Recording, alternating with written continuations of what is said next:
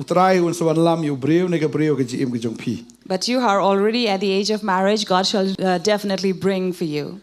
ngai ha phi e ju utrai em ki Briew ki ba ki bam dei em ki lat ben ji im jong phi ki nam man re lawan makanar ki haban isi na ya phi ki haban phet na.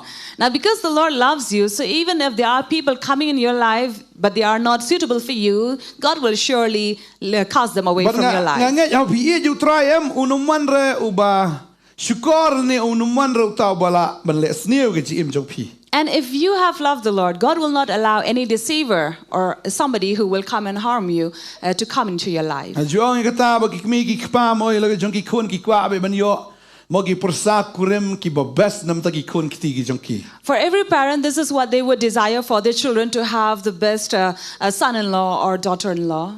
Kanu tamu kpa jigi ba beneng trai un ai ki khun jigi trai de ki khun de persa kurem lam persa kurem trai ba phaltu no man ra. So how much more our Heavenly Father will bring a good son-in-law or daughter-in-law for your children. Takade kita habang idon yu kpa jigi ba beneng i e ju ngi skri u ngi tep un ai de ba bhatam ha jigi im jongi. So if we have our Heavenly Father who loves us and is concerned about us, He will surely bring the best person in our life. Takade kita ngim de ben kirki ngin skri bi utrai la dadang samla kit ikelengkor ke jong trai ha ba pidang samla. So let us not make haste. So while you are still young, carry the yoke of the Lord.